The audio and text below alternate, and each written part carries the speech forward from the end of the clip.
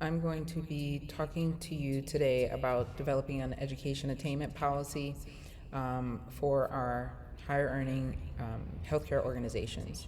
Some of the pros and cons and benefits of that, and why it's so important that for our healthcare organizations that desire to deliver positive, high outcomes, it's important that we have the greater number of our registered nurses as BSN trained or higher.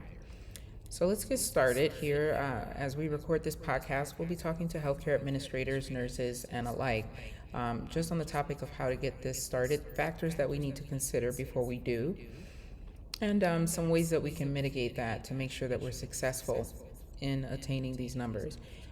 There's definitely a high desire, more and more from hospitals, to have BSN trained nurses. It's a requirement for them to reach a certain percentage. I believe it's around 80 to 85% in order for them to achieve magnet status. As we know, magnet status separates the healthcare organization from many by providing world-class care, more positive outcomes, less mortalities, higher retainment, etc., which we're going to get into. So the following podcast is going to discuss healthcare policy, why BSN level education matters in healthcare organizations, the influencing factors that go into that, and the next steps and reasons that these policies can be effective. As I mentioned already, for one of the biggest factors is that we have a lower rate of mortality, right? We want to make sure that when our patients come in, they also can prepare to go out. Second, we see that a lot of the healthcare organizations that are providing this higher care are also showing a faster hiring of nurses that are BSN trained.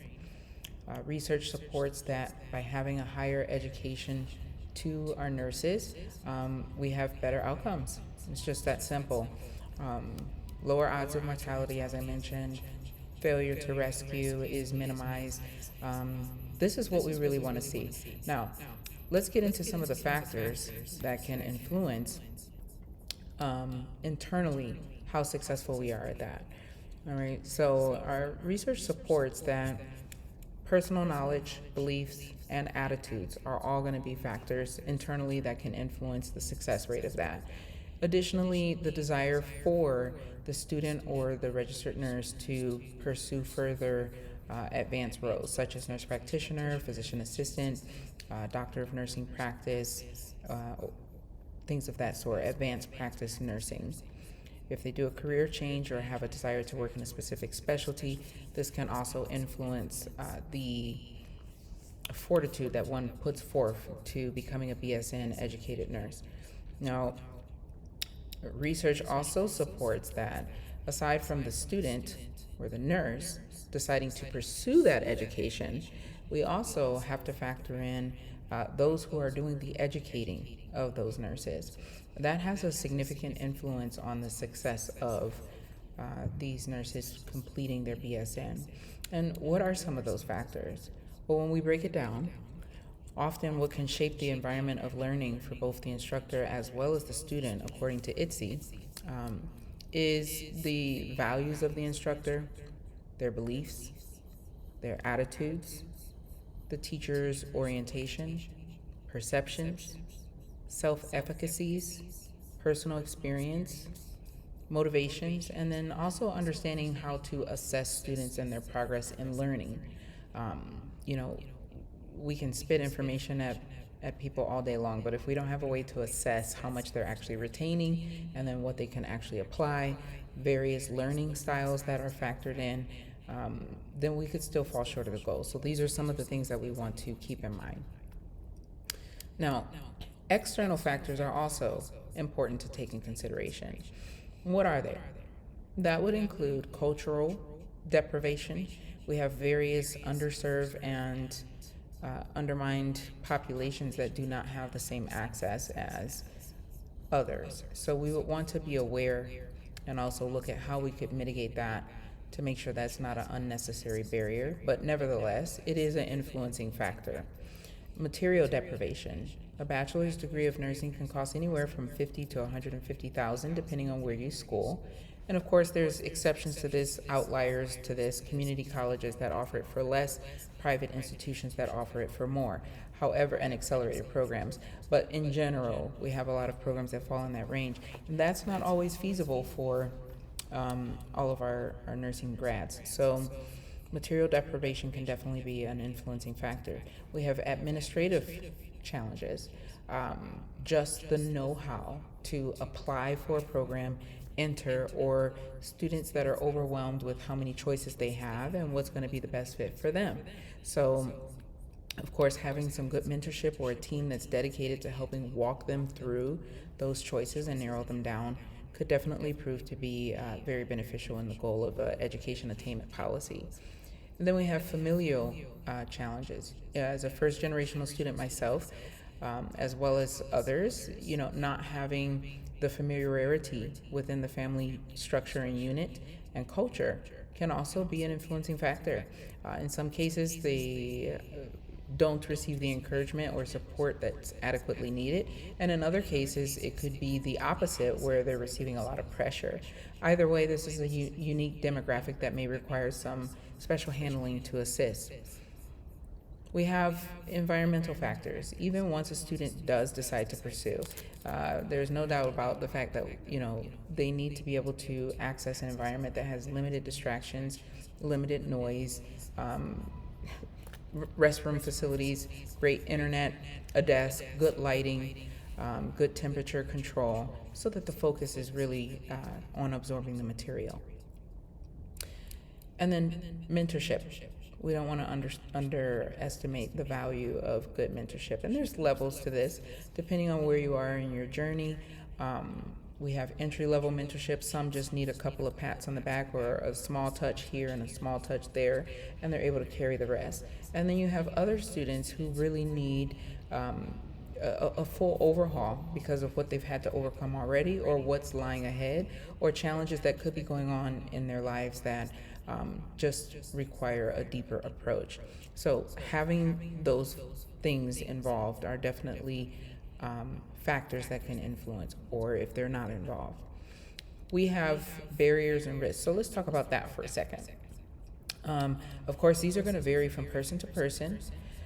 Some of them would include lack of education, lack of access, lack of adequate support. And I say adequate because there are very few students that will find zero support.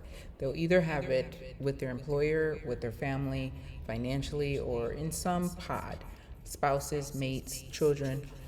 But having adequate support, that could prove to be a challenge.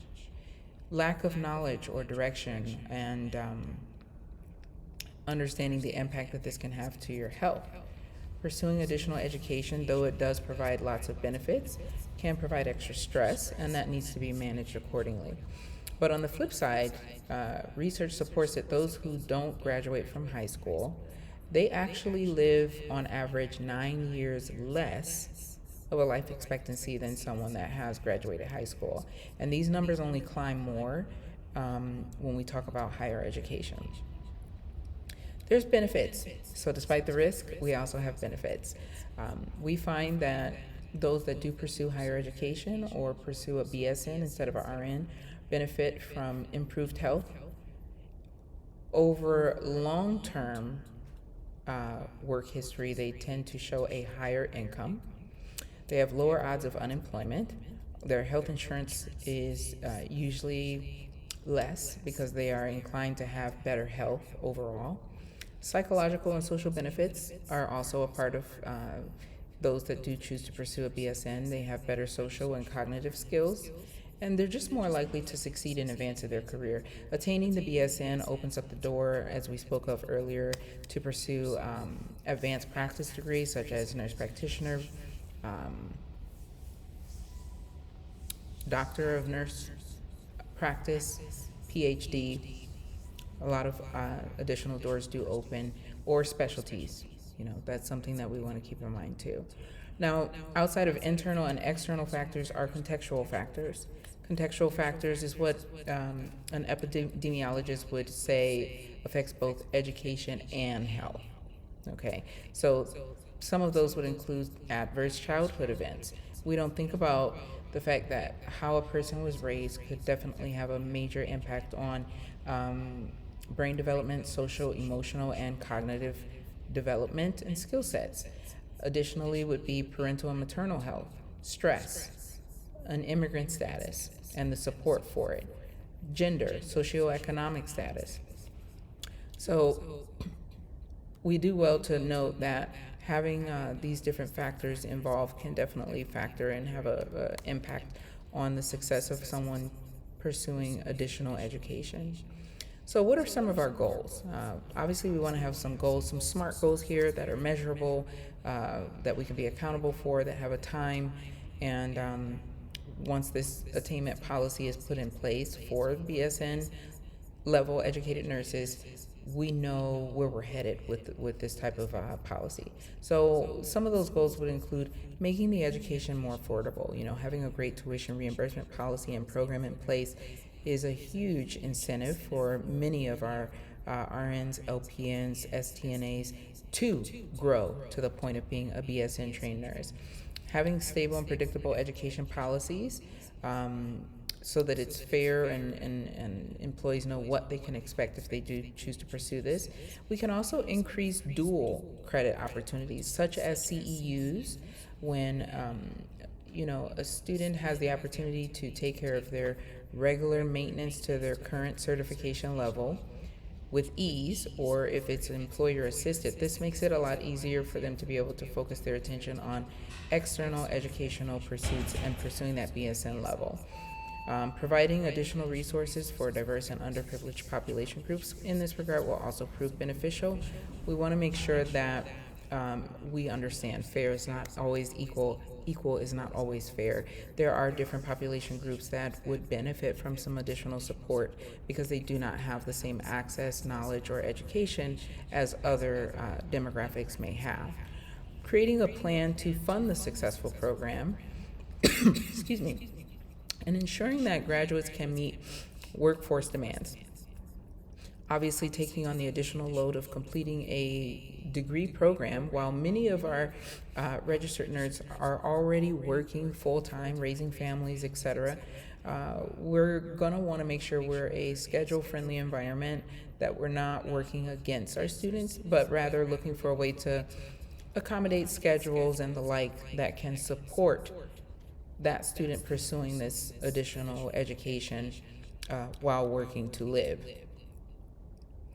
Of course, our goal is to increase our BSN educated nurses in the workforce. This makes us eligible for magnet status. Yay. There's not really a hospital that wouldn't desire to have such. And there's other criteria that go along with it, but this is one of the major ones that has an impact on that. And of course, retaining the nurses that we have. We show that having BSN trained nurses definitely increases that. It does well to show that, BSNs at the bedside, they're associated with adequate staffing levels, supportive work environments, professional autonomy. They have great collaboration relations with the physicians. This is what we want to see. Of course, there's exceptions to every rule, and we have spaces where there's still opportunities to close some of these gaps. But overall, this is some of the benefits that we're seeing in addition to cost savings. So,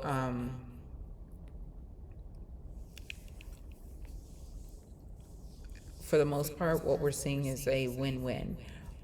The economic evaluation of the Institute of Medicine showed that 80% of our BSN trained workforce supports a strong business case. It increases the proportion of nurses with a BSN by having higher patient doses of BSN nursing. That's linked to lower hospital readmissions and shorter lengths of stay. So economically, that's going to drive our revenue up, improve our overall patient outcomes, and reduce how many of our patients need to come back to follow-up care. So what are our objectives with all this? Well, we definitely want to raise awareness. Some of the ways we can do that is by increasing social media access, utilizing different media platforms, infographics, and we want to make sure we're reaching out to see specifically what does this audience need to know, want to know, need to have provided for them to be able to really start and finish the goal.